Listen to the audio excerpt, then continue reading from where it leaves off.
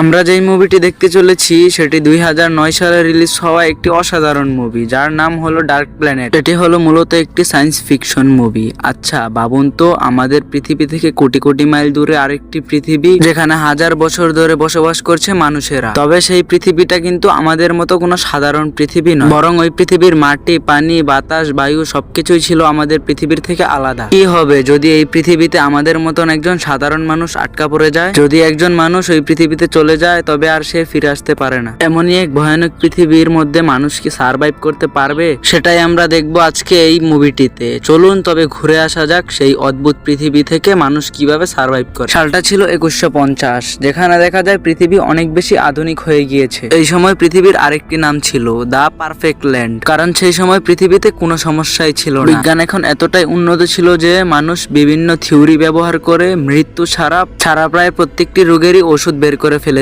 তাই এখন কোনো মানুষেরই বড় ধরনের কোনো রোগ ব্যাধি ছিল না। এখন পৃথিবীর রাজনীতি, অর্থনীতি আগের থেকে সবকিছুই বেশি স্বাভাবিক হয়ে গিয়েছিল। এখন পৃথিবীতে কোনো মানুষের কোনো কিছু নিয়েই ভেদাভেদ নেই। এখন পৃথিবীতে প্রত্যেকটি মানুষই তাদের সমান অধিকার পায়। পৃথিবীতে এখন ধনী গরিবের মধ্যেও কোনো পার্থক্য ছিল না। এখন পৃথিবীর শিক্ষা ব্যবস্থাও ছিল অনেক বেশি উন্নত এবং পৃথিবীতে স্পেসশিপে ট্রাভেল করাটা ছিল সাধারণ মানুষের কাজ। এখন সবাই স্পেসশিপে ট্রাভেল করতে পারতো। এখানে আমরা ইয়ান নামক একটি বিশেষ ধরনের স্পেসশিপ দেখতে পাই, যেখানে ম্যাক্স নামক একজন ছেলে রয়েছে এবং ম্যাক্স কিছু বিষয় নিয়ে এখানে রিসার্চ করছিল। ম্যাক্স এখানে তার পরিবার থেকে পালিয়ে স্পেসশিপে ট্রাভেল করছে, কারণ ম্যাক্স কোনো মতেই তার কলেজে যেতে চাইতো না। তার আসলে অনেক রিসার্চের প্রতি আগ্রহ অনেক বেশি ছিল, তাই সে বিভিন্ন জিনিস নিয়ে এক্সপেরিমেন্ট করতে পছন্দ করত। এ কারণে সে সকলের সাথে যোগাযোগ বিচ্ছিন্ন করে একটি বিশেষ স্পেসশিপে ট্রাভেল করছিল। ম্যাক্স স্পেসশিপে করে অনেক বেশি দূরে আসার পর ম্যাক্সের স্পেসশিপটি একটা অজানা গ্রহে ক্র্যাশ করে, যার ফলে স্পেসশিপটি ক্র্যাশ হওয়ার কারণে স্পেসশিপটি ভেঙেই যাচ্ছিল। ম্যাক্স তাকে বাঁচানোর জন্য সে সেই গ্রহে স্পেসশিপটিকে ল্যান্ড করালো। আর স্পেসশিপটি ওই অজানা গ্রহে ল্যান্ড করতে স্পেসশিপটি ভেঙে টুকরো টুকরো হয়ে যায়, কিন্তু তার আগেই ম্যাক্স স্পেসশিপ থেকে লাফ দিয়ে আসতে সক্ষম হয়েছিল, যার কারণে তার জীবন বেঁচে গেল। আর ম্যাক্স তখন যখন গ্রহটির আশেপাশে তাকায় তখন ম্যাক্স দেখে অবাক হয়ে যায় গ্রহটি পৃথিবীর মতোই লাগছিল। তবে ম্যাক্স দেখছিল দূর দূরান্ত পর্যন্ত কোনো মানুষ দেখা যাচ্ছে না, তাই ম্যাক্স ভেবেছিল এই গ্রহটি হলো প্রাণহীন, যার ফলে ম্যাক্স অনেক বেশি দুশ্চিন্তায় পড়ে যায়, কারণ ম্যাক্সের স্পেসশিপটি তো আগেই ভেঙে গুঁড়ো গুঁড়ো হয়ে গিয়েছে, তাই সে চাইলেও এখন পৃথিবীতে ফিরতে পারবে না। ম্যাক্স বুঝতে পারে সে অনেক বাজেভাবে এখানে ফেসে গিয়েছে। সে যতদিন পর্যন্ত পৃথিবীতে সিগন্যাল না পাঠাতে পারবে তাকে এখানেই সার্ভাইভ করে টিকে থাকতে হবে। তো ম্যাক্স সেখানে দেখতে পায় রাত গনিয়ে আসছে এবং ম্যাক্স আগুন জ্বালানোর জন্য কাঠ সংগ্রহ করতে যায়। তবে তখন যে সেই জঙ্গলের ভিতরে আসে তখন ম্যাক্স একটি অদ্ভুত প্রাণী দেখতে পায় জঙ্গলে। ম্যাক্স তখন প্রাণীটির পেছন করতে থাকে যাতে সে বুঝতে পারে এই প্রাণীটি কোন ধরনের প্রাণী আর এই প্রাণীগুলোর বৈশিষ্ট্য কি কি, যাতে সে এই প্রাণীগুলোর বৈশিষ্ট্য নিয়ে পৃথিবীতে গিয়ে রিসার্চ করতে পারে। তবে ম্যাক্স যখন এমনটা করছিল তখন সেখানে একজন সোলজার চলে আসে যার নাম জেস। ম্যাক্স তো তাকে দেখে একদম অবাক হয়ে যায় এবং ম্যাক্স বুঝতে পারে এই গ্রহতেও মানুষ আছে। তো ম্যাক্স এখানে তাকে তার অস্ত্র নামাতে বলে এবং সে বলে সে তার কোনো শত্রু নয়, সে যেন তাকে না মারে। তবে তাকে জেস এখানে কিছু বলছিল, কিন্তু জেস অন্য ভাষায় কথা বলছিল, যার কারণে ম্যাক্স তার কোনো কথাই বুঝতে পারেনি। এজন্য ম্যাক্স তার বেল্টের কাছ থেকে একটা ডিভাইস বের করে, এটা ছিল ট্রান্সলেটর, যার কারণে সে তার ভাষাটা খুব সহজেই বুঝতে পারবে। তো ম্যাক্স এই ট্রান্সলেটরটি তার কানের ভিতর ঢুকিয়ে দেয়, যার কারণে সে এইখানকার সব ভাষাই বুঝতে পারবে। তবে জেস এখানে তার বেল্টের ভিতর গুলি করে দেয়, কারণ জেস ভাবছিল তার কাছে কোনো ডিভাইস আছে যার কারণে তার ক্ষতি হতে পারে। তবে জেস ম্যাক্সের দিকে একটি বন্দুক তাক করে তাকে একটা জায়গায় নিয়ে যায়।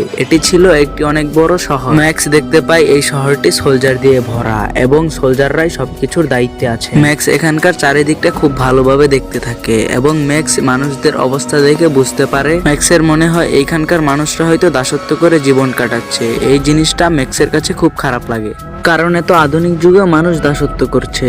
এবং ম্যাক্সকে সেই শহরের একটি চেম্বারে নিয়ে আসা হয় আর তাকে একটি চেয়ারের উপর বসিয়ে তার মাথায় এবং চোখের ভিতর অনেকগুলো ডিভাইস লাগিয়ে দেওয়া হয়। আর তার মাথায় যেই ডিভাইসটি ছিল এটি ছিল তো মূল মস্তিষ্ক নিয়ন্ত্রণের একটি ডিভাইস। এটার মাধ্যমে তারা ম্যাক্সের মস্তিষ্কের সব কথাই জানতে পারবে। এখানে ম্যাক্স তাদের কোনো মিথ্যে কথাই বলতে পারবে না। তারা আসলে ম্যাক্সের বিষয়ে সঠিক তথ্য জানতে চাইছিল, ম্যাক্স আসলে কোথা থেকে এসেছে। সে আবার তাদের কোনো শত্রু নয় তো, তাই তারা ম্যাক্সের শুরু থেকে শেষ পর্যন্ত পর্যন্ত সকল মেমোরি দেখছিল। তবে তারা সন্দেহ করার মতো কিছু খুঁজে পায় না, তাই তারা সবাই মিলে সিদ্ধান্ত নিল যে ম্যাক্সকে তারা একটু অন্য শহরে পাঠিয়ে দেবে। ম্যাক্সকে নিয়ে যাবে যার নাম হলো গাই নামের একজন সোলজার। যদিও এই কাজটি জেসের করার কথা ছিল, কিন্তু জেস একটা কারণে অজ্ঞান হয়ে যায়, তাই তাকে নিয়ে যাবে গাই। এবং ম্যাক্স বাহির থেকে কিছু আওয়াজ শুনতে পায়। এখানে সোলজাররা তাদের জাতীয় সঙ্গীত গাইছিল। আসলে এখানকার সব মানুষের ভিতরেই দেশভক্তি ছিল, তাদেরকে তাদের বস যা করতে বলতো তারা সবাই তাই করতো। এবং গাই ম্যাক্সকে তাদের একটি গাড়িতে করে অন্য একটি শহরে নিয়ে যাচ্ছিল।